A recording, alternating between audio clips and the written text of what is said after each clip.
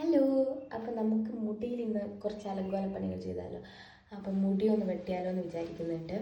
നമ്മൾ ദുബായിലേക്ക് പോകുന്ന സമയത്ത് 1 ഇയർ മുന്നേ മുടി ഒന്ന് വെട്ടിയതാണ്. 1 ഇയർ ആയിട്ട് മുടിയിലൊന്നും ചെയ്തിട്ടില്ല.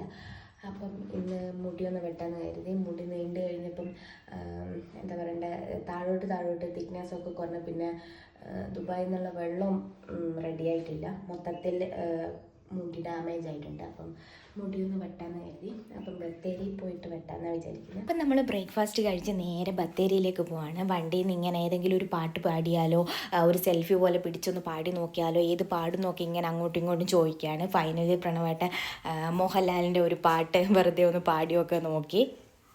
ഈ പ്രദക്ഷിണ വീതികൾ ഇടലിന്റെ പാതകൾ എന്നും ഹൃദയ സംഗമത്തിൽ ശിവികൾ തൊഴുതു കണ്ണുകളാലർച്ചന മൗനങ്ങളാൽ കീർത്തനം എല്ലാം അറിയും നീ ഗോപുരവാതി.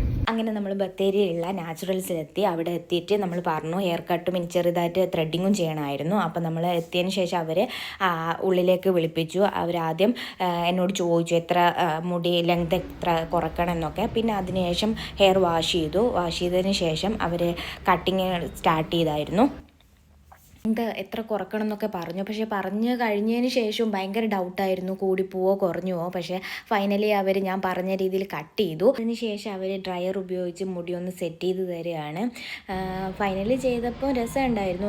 ഞാൻ ഇത്രയും ഷോർട്ടാക്കി മുടി ചെയ്തിട്ടില്ല. ഫസ്റ്റ് ടൈമാണ് ഇത്രയും ഷോർട്ടാക്കി ചെയ്യുന്നത്. അതിനുശേഷം നമ്മൾ അടുത്തുള്ളൊരു റെസ്റ്റോറൻറ്റ് കയറിയിട്ട് നമ്മൾ മീൽസ് പറഞ്ഞു. പിന്നെ നമ്മൾ തിരിച്ച് വീട്ടിലേക്ക് പോയി. പോകുന്ന വഴി നമ്മൾ ആനയൊക്കെ കണ്ടായിരുന്നു. കുറച്ച് ദൂരെയായിരുന്നെങ്കിൽ പോലും രസമായിരുന്നു. ഒരു 2-3 എണ്ണം ഉണ്ടായിരുന്നു.